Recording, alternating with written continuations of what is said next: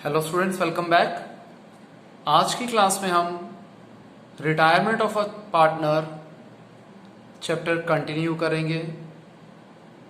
अभी तक हमने इस चैप्टर में new profit sharing ratio, gaining ratio और गुडविल के कॉन्सेप्ट्स किए हैं। थर्ड कॉन्सेप्ट है हमारा revaluation of assets and reassessments of liabilities. इस टॉपिक के अंदर बिल्कुल भी कोई चेंज नहीं है। ये टॉपिक एकदम आइडेंटिकल है जैसा हमने किया था एडमिशन ऑफ अ पार्टनर में। तो इसके क्वेश्चंस आप खुद ट्राई कर सकते हैं और 100% आपके क्वेश्चन सारे के सारे सॉल्व हो जाएंगे, क्योंकि इस टॉपिक के अंदर बिल्कुल भी कोई भी चेंज नहीं है।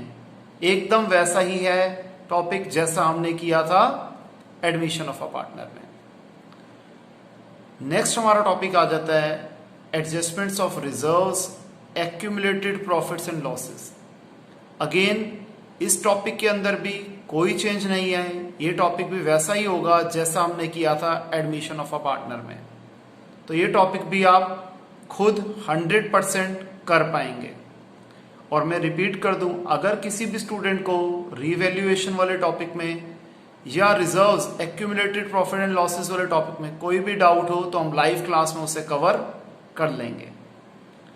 नेक्स्ट हमारा टॉपिक आ जाता है computation of amount due to retiring partner, कि अगर एक पार्टनर रिटायर हो रहा है तो उसका अमाउंट कैसे निकलता है, हमने उसे कितने पैसे देने हैं, हम उसके लोन अकाउंट में पैसे कैसे ट्रांसफर करते हैं, और अगर लोन अकाउंट में ट्रांसफर नहीं कर रहे तो उसे इमीडिएटली हाथों हाथ पेमेंट कैसे करते हैं।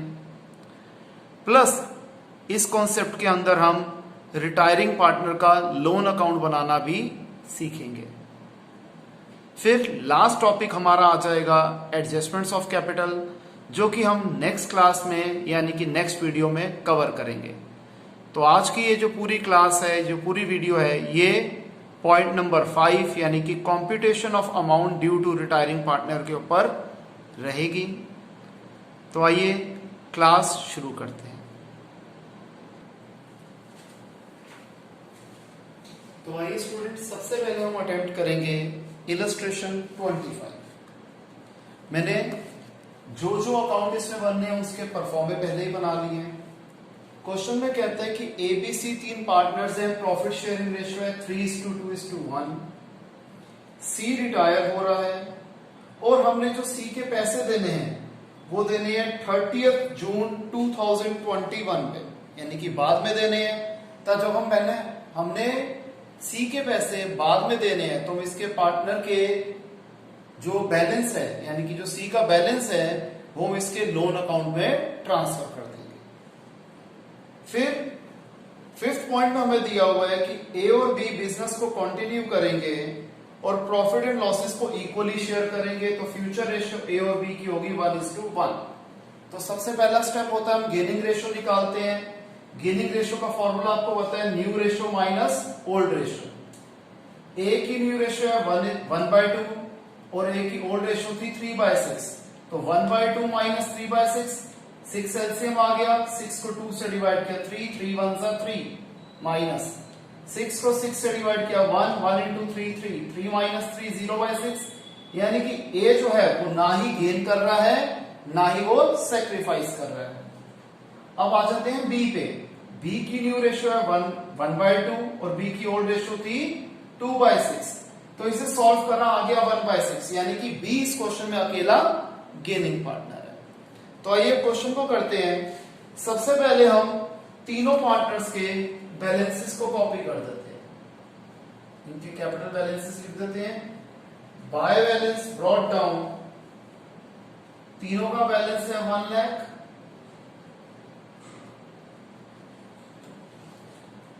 आगे provide for doubtful dates 5% on sundry debtors. Debtors थे हमारे 90,000 के, 90,000 का 5% होता है 4,500। ये हमारा नुकसान है, तो रिवैल्यूएशन की डेबिट साइड पे आएगा। हमें पता है to provision for doubtful debts 4,500। इसका डबल सेकंड इफेक्ट कहां पर आएगा, बैलेंस शीट के अंदर हम लिख देंगे डेटर्स 90,000 लेस प्रोविजन 4,500 माइनस करके आ गया 85,500।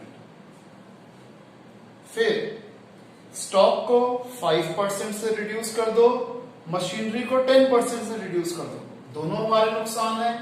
इधर लिख देते हैं टू डेप्रिसिएशन ऑन स्टॉक और सेकंड है डेप्रिसिएशन ऑन मशीनरी। स्टॉक को 5% कम करना है, स्टॉक था हमारा 70,000 का, 70,000 का 5% 3,500, 70,000 में से 3,500 गया, ये आ गया 66,500, ये आ गया हमारा स्टॉक। नेक्स्ट है मशीनरी, मशीनरी का बैलेंस था 60,000, 10% डेप्रिसिएशन लगाना है, दैट इज 6,000, 60,000 में से 6,000 माइनस कर दो, ये आ गया 54,000। नेक्स्ट बिल्डिंग को रीवैल्यू करना है 1,51,000 पे, बिल्डिंग की न्यू वैल्यू क्या है 1,51,000, पुरानी वैल्यू क्या थी 1,40,000, 11,000 का हमें फायदा हो गया, तो रिवैल्यूएशन अकाउंट की क्रेडिट साइड पे लिख देंगे by buildings account. Next goodwill of the firm है 1,50,000, गुडविल ऑफ फर्म है 1,50,000, इसमें से सी का शेयर क्या है 1/6 ऑफ 1,50,000 जो कि हो गया 25,000। हम क्या करते हैं गेनिंग टू सैक्रिफाइसिंग, गेन कौन कर रहा है यहां पर बी और सैक्रिफाइस कर रहा है सी, तो जनरल एंट्री हो जाएगी B's capital account debited to C's capital account, 25,000 हमारा अमाउंट आ जाएगा। और इसे हम कैसे लिखेंगे, बी में लिख देंगे टू सी's कैपिटल अकाउंट और बी में आ जाएगा 25,000 और यहां लिख देंगे बाय बी's कैपिटल अकाउंट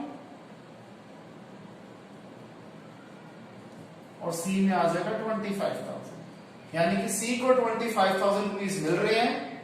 हमें पता है कैपिटल अकाउंट का क्रेडिट बैलेंस मतलब कैपिटल इंक्रीज हो रही है और डेबिट बैलेंस मतलब कैपिटल डिक्रीज हो रही है, तो बी की कैपिटल 25,000 से डिक्रीज हो जाएगी। क्लियर है। इसके बाद लास्ट पॉइंट हम कर चुके हैं, तो आइए इसमें इतना ही था, एकदम सिंपल सा क्वेश्चन था। अब इस अकाउंट को एक एक करके क्लोज करते हैं। सबसे पहले हम रीवैल्यूएशन अकाउंट को क्लोज करते हैं, या तो उससे पहले हम एक चीज कर सकते हैं कि जो बैलेंस शीट की रिमेनिंग आइटम्स है, जैसे हमेशा करना चाहिए, पहले हम उन आइटम्स को डाल देते हैं वो जहां पर आनी चाहिए।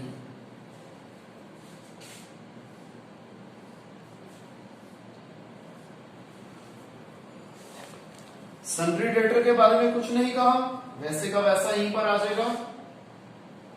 Sundry creditors 16,000। फिर जर्नल रिजर्व डिस्ट्रीब्यूट होगा सारे पार्टनर्स के बीच में, तो इसकी जर्नल एंट्री क्या बन जाएगी, general reserve to A to B to C. General reserve है 60,000 का, ओल्ड पार्टनर्स की ओल्ड रेशो में बांटा जाता है, दैट इज 3:2:1, 30,000, 20,000 एंड 10,000। तो एबीसी कैपिटल अकाउंट में हम क्या लिखेंगे, बाय जनरल रिजर्व 30,000, 20,000 एंड 10,000। फिर कैपिटल अकाउंट्स में हमें पता है क्या आएगा, सी तो जा रहे हैं तो ए और बी का कैपिटल अकाउंट आ जाएगा, और सी का पैसा हमने लोन अकाउंट में ट्रांसफर करना है, इसलिए हम लिख देते हैं सी's लोन अकाउंट। ये साइड खत्म। Cash in hand, cash at bank, इसके बारे में कुछ नहीं बोला गया, तो ये वैसे के वैसे ही रहेंगे। Cash in hand, cash at bank, 6,000 and 10,000। Debtors का पॉइंट हमने कवर कर लिया, स्टॉक का पॉइंट कर लिया, मशीनरी का पॉइंट कर लिया, बिल्डिंग का पॉइंट कर लिया। क्लियर है? अब आइए हम इस अकाउंट को क्लोज करते हैं। 6, 10, 13, 14,000 आ रहा है इधर। यहां पर क्रेडिट साइड में 3,000 की बैलेंसिंग फिगर आ रही है, तो हम लिख देंगे by loss transfer to A's capital account, b's capital account और c's कैपिटल अकाउंट। 3,000 के लॉस को बांटा जाएगा 3 to 1 में, यानी कि 1,500, 1,000 और 500। ये इधर आ जाएगा टू रिवैल्यूएशन अकाउंट, 1,500, 1,000 एंड 500। आइए अब बंद करते हैं। इधर का टोटल बड़ा आ रहा है 1,30,000, 1,20,000, 1,35,000।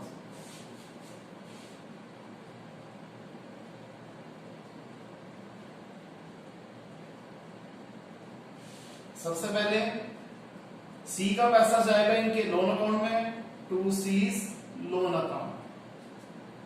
इधर आ जाएगा 1,35,000 में से 500 गया, 1,34,500।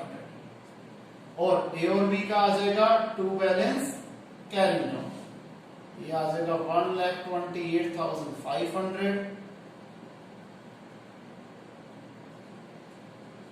ये आ जाएगा 94,000। तो बैलेंसेस ट्रांसफर कर देते हैं।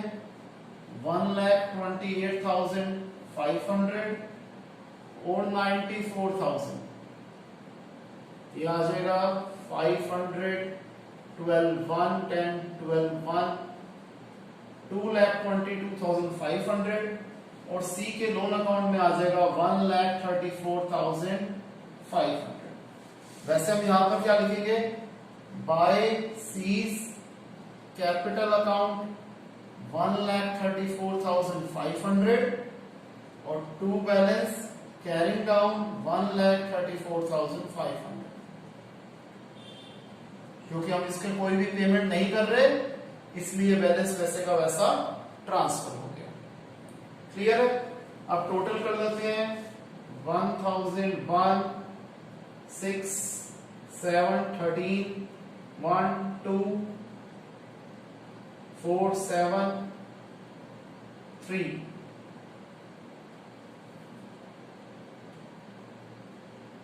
3,73,000,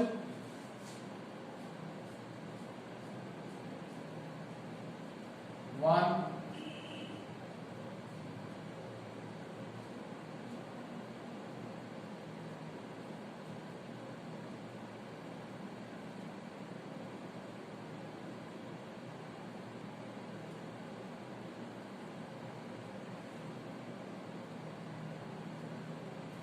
3,73,000।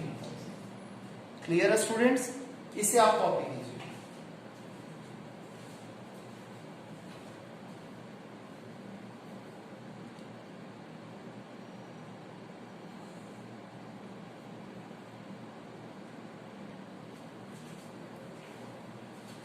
तो स्टूडेंट्स अब हम करेंगे इलस्ट्रेशन 27, जिसमें मैं आपको सिखाऊंगा कि किस तरीके से रिटायरिंग पार्टनर का लोन अकाउंट बनता है, किस तरीके से उसको इंटरेस्ट को दिखाया जाता है। तो आइए हम करते हैं इलस्ट्रेशन 27। XYZ तीन पार्टनर्स हैं, इनकी प्रॉफिट शेयरिंग रेशियो है 3:2:1। Z रिटायर हो रहा है 1 अप्रैल 2016 को, और एडजस्टमेंट्स के बाद Z का कैपिटल अकाउंट का जो क्रेडिट बैलेंस था वो था 1 लाख रुपीस। ये 1 लाख रुपीस को हमने Z को पे करना है 4 इंस्टॉलमेंट्स में विद 10% इंटरेस्ट। ठीक है जी। और जो पहली इंस्टॉलमेंट ड्यू होगी वो होगी 31 मार्च 2017 पे।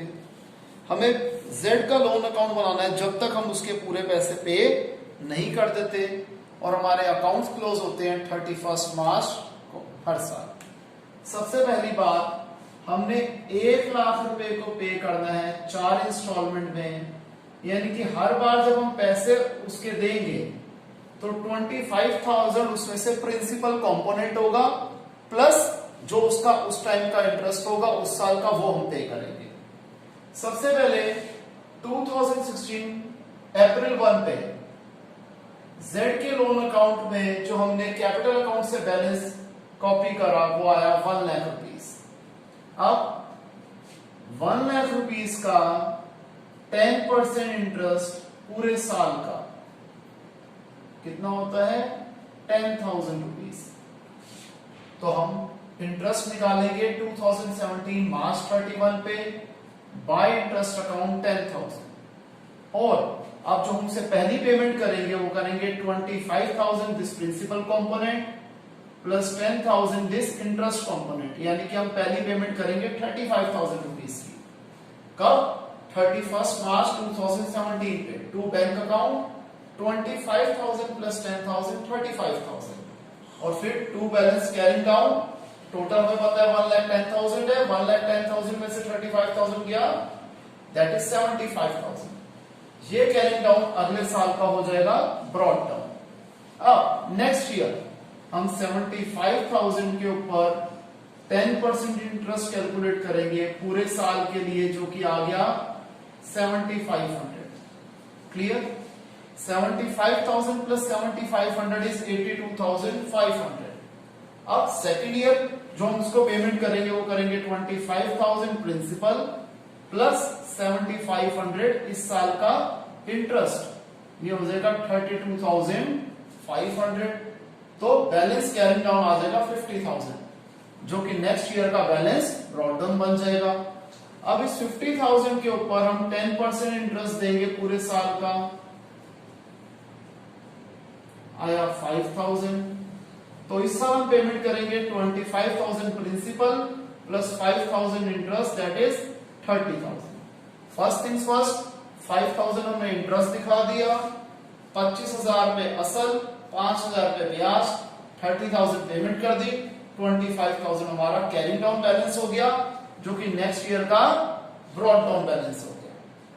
अब इस 25,000 के ऊपर हम 10% इंटरेस्ट पे करेंगे पूरे साल का, जो कि हो गया 2,500,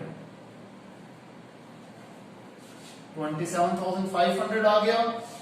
25,000 असल, 2,500 पे ब्याज, 27,500 हमने पूरी की पूरी पेमेंट इनकी कर दी, तो ये अकाउंट यहीं पे हमारा क्लोज हो जाएगा। इस तरीके से बनाया जाता है रिटायरिंग पार्टनर का लोन अकाउंट, जिसमें हमें इंटरेस्ट पे करना होता है। किस तरीके से हम देखते हैं कि क्या प्रिंसिपल अमाउंट है, कितनी इंस्टॉलमेंट्स में उसे पे करना है, डिवाइड कर देंगे तो इंस्टॉलमेंट की वैल्यू आ जाएगी, और हर साल हम इंस्टॉलमेंट के साथ क्या करेंगे, प्रिंसिपल कंपोनेंट के साथ उस पर्टिकुलर ईयर का इंटरेस्ट ऐड कर देंगे, तो ये हर साल की उसकी पेमेंट हो जाएगी। Clear students? इसे कॉपी कीजिए। फिर अब मैं आपको एक कॉम्प्रिहेंसिव क्वेश्चन कराने लगा हूं, जिसके अंदर ये रिटायरिंग पार्टनर का सारा कॉन्सेप्ट हमारा रिवाइज हो जाएगा। तो सबसे पहले इसे कॉपी कीजिए।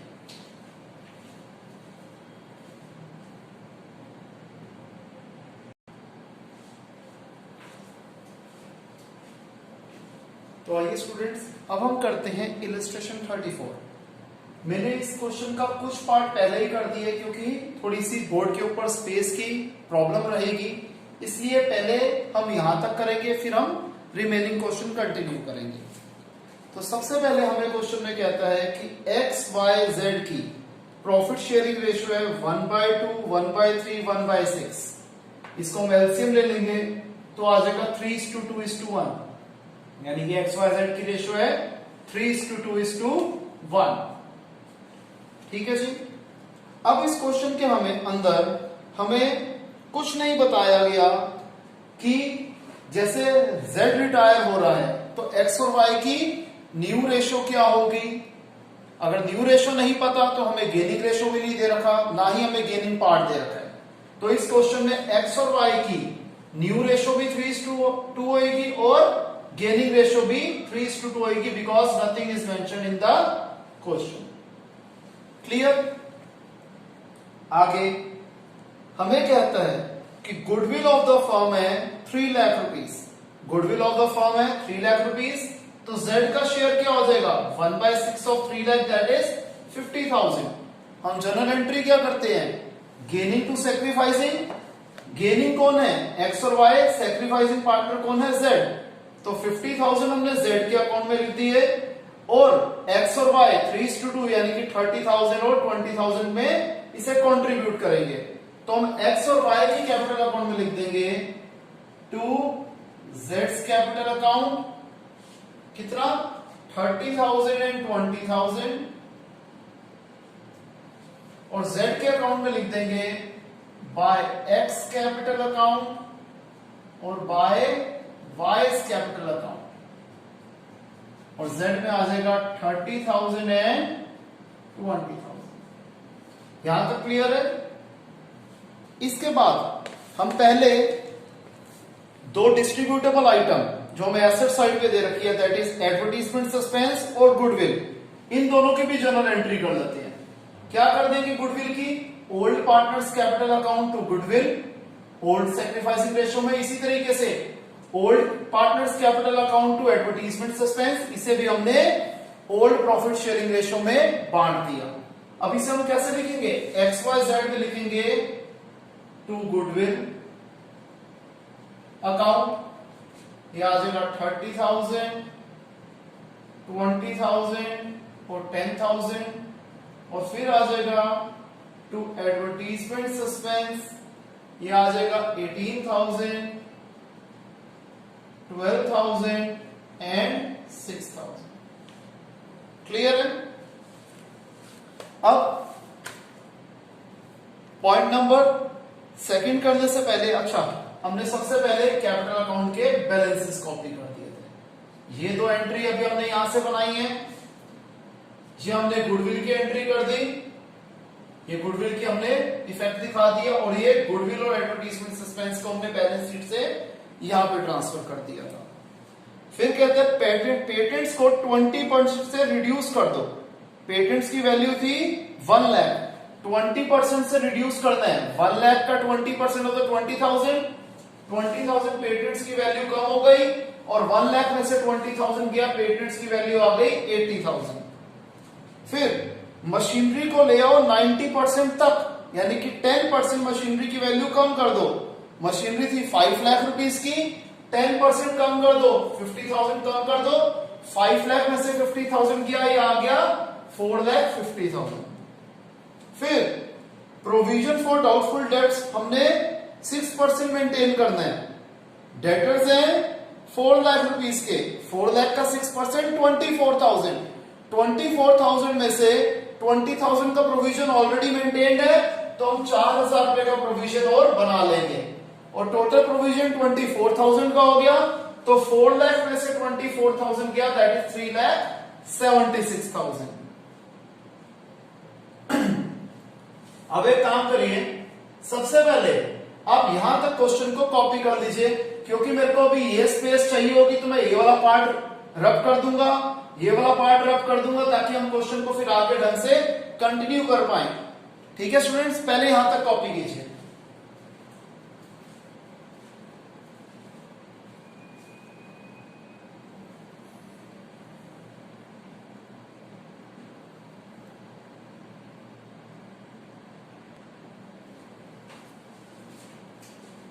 आइए आगे कंटिन्यू करते हैं। इसके बाद हमें क्वेश्चन में कह रहा है कि liability for workman compensation reserve हमने 60,000 की क्रिएट करनी है, जबकि WCR के अंदर कितने पैसे पड़े हुए हैं, 1,20,000 पड़े हुए हैं। तो हम लिखेंगे WCR debited 1,20,000 to liability for workman 60,000, और बचे हुए 60,000 को मार देंगे X, Y और Z में, उनकी ओल्ड पीएसआर यानी कि 3:2:1 में, तो 1,20,000 में से 60,000 गया, आ गया 60,000। 60,000 का 3 to 1 30,000, 20,000 और 10,000। अब इसे हम कैसे लिखेंगे? लायबिलिटी साइड पे आ जाएगा, लायबिलिटी फॉर वर्कमैन कितनी है? 60,000 रुपीज। और यहां XYZ कैपिटल अकाउंट में लिख देंगे बाय WCR 30,000, 20,000 एंड 10,000। क्लियर है स्टूडेंट्स? आगे देखते हैं। फिर कहते हैं Z ने इन्वेस्टमेंट्स ले ली, खरीद ली उनकी मार्केट वैल्यू पे। इन्वेस्टमेंट की बुक वैल्यू थी 1,50,000 और मार्केट वैल्यू है 1,76,000। पहली बात 26,000 का फायदा हो रहा है, ये हमने लिख लिया रिवैल्यूएशन की क्रेडिट साइड पे। अब ये इन्वेस्टमेंट 1,76,000 पे किसने खरीद ली है? Z ने ले लिए, तो हम लिख देंगे टू इन्वेस्टमेंट्स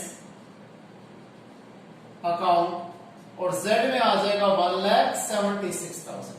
और हम बैलेंस शीट में इन्वेस्टमेंट्स को नहीं लिखेंगे क्योंकि इन्वेस्टमेंट Z ने खरीद ली है। ठीक है जी। फिर हमें कहते हैं कि जो Z का पैसा देना है 50% देना है रिटायरमेंट पे, फिर जो रह गया उसका 50%, देखिए टोटल होता है 100, 50% देना है रिटायरमेंट पे, 50% रह गया, इसका 50%, 50% का 50% होता है 25%, ये देना है कब? 1 साल बाद, यानी कि लोन अकाउंट पे ट्रांसफर कर देंगे। और बचा हुआ 25% है, इसका हमने दे देना है एक बिल ऑफ एक्सचेंज, यानी कि बिल्स पेबल। क्लियर है? ये इस क्वेश्चन में यूनिक बात थी कि जो टोटल पैसा हमने देना था रिटायरिंग पार्टनर का 50% इमीडिएटली दे देंगे, जो रिमेनिंग 50 रह जाएगा उसका आधा यानी कि 25% देंगे लोन पे कुछ साल बाद, और एक हम दे देंगे उसे बिल पेबल। तो ये चीज पहले ही आपको बता देता हूं, यहां पर हम लिखेंगे ऐसे टू कैश अकाउंट, जो रिटायरिंग पार्टनर है मिस्टर Z, उनको हम कुछ पेमेंट अभी कर देंगे। फिर टू Z's लोन अकाउंट, कुछ पैसा उनके लोन अकाउंट में ट्रांसफर करेंगे। फिर हम उन्हें दे देंगे बिल पेएबल यहां पर, और बाकी सब पार्टनर्स का हो जाएगा टू बैलेंस कैरिंग डाउन। तो ये ऐसे हम इसकी इस क्वेश्चन में इस पॉइंट की ट्रीटमेंट ऐसे की जाएगी। फिगर्स अभी कैसे आएंगे अभी आपको बता देता हूं। इसी तरीके से यहां पर भी हम पहले लिख लेते हैं कैपिटल अकाउंट्स किसके आएंगे? X और Y के। Z का लोन अकाउंट आएगा, एक बिल पेएबल अकाउंट आएगा। ठीक है जी, Z लोन अकाउंट और बिल पेएबल ये आ जाएगा। अब एक चीज जो हमने अभी तक नहीं करी कि ये लॉस की हमने एंट्री यहां पर ट्रांसफर कर दी थी टू रिवैल्यूएशन अकाउंट 24,000, 16,000 एंड 8,000।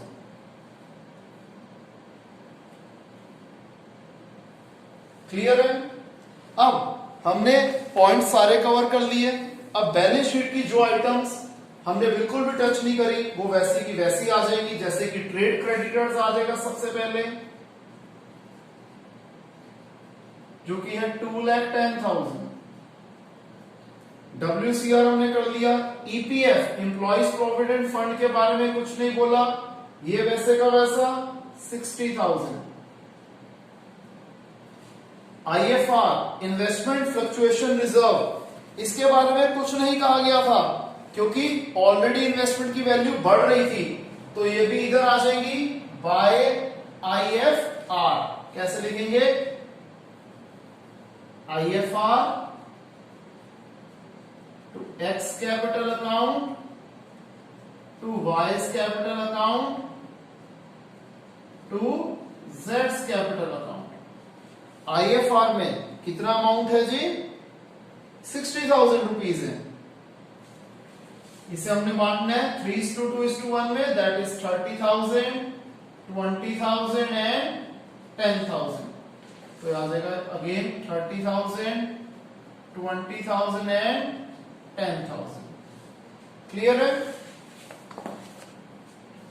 ये वाली चीज रब कर दूं, कंफ्यूजन क्रिएट ना हो ताकि। अच्छा जी, आगे देखते हैं। कैपिटल अकाउंट के हमने बैलेंसेस लिख दिए थे। कैश एट बैंक, तो हमें यहां पर हम एक बैंक अकाउंट भी बना लेते हैं। जैसे मैंने यहां पेमेंट में कैश लिखा था, इसकी जगह मैं लिख देता हूं टू बैंक अकाउंट। अब मैं बैंक अकाउंट बनाने मेरे को अगेन स्पेस चाहिए, तो सबसे पहले जितना मैंने अभी तक क्वेश्चन कर दिया, आप इतना कॉपी कर दीजिए, फिर हम इस क्वेश्चन को आगे कंटिन्यू करते हैं। अभी मैं ये वाली चीज इरेज करूंगा, तो सबसे पहले आप ये कॉपी कर दो, और जो remaining part of the question जितना मैंने अभी किया था वो भी कर दीजिए।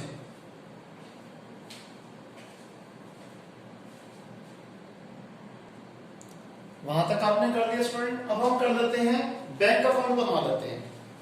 बैंक अकाउंट का हमें बैलेंस जो दिया हुआ है वो दिया हुआ है 57,500। तो मैं लिख देता हूं टू बैलेंस ब्रॉट डाउन 57,500, और एक यहां बैंक बैलेंस की मैं स्पेस खाली छोड़ देता हूं कि जो बैंक बैलेंस का अमाउंट होगा वो इधर आ जाएगा। और डेटर्स का पॉइंट हमने कर लिया। स्टॉक 3,76,500, इसके बारे में कुछ नहीं बोला, तो ये वैसे का वैसा रहेगा। फिर इन्वेस्टमेंट का पॉइंट हो गया था पेटेंट्स, पेटेंट्स का पॉइंट भी हमने कर लिया था। फिर मशीनरी का पॉइंट हमने कर लिया। एडवर्टीजमेंट सस्पेंस और गुडविल हमने ऑलरेडी डिस्ट्रीब्यूट कर लिया।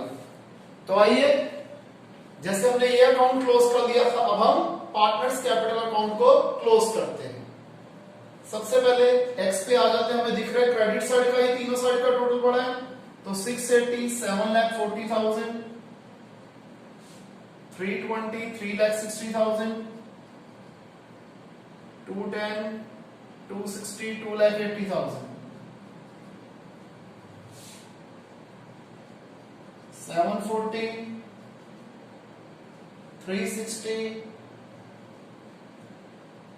280। सबसे पहले एक्स के अकाउंट को बंद कर देते हैं। 30, 60, 80, 90, 1,02,000,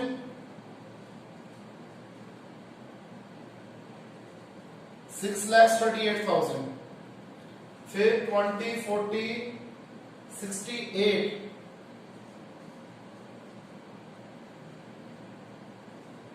2,09,000,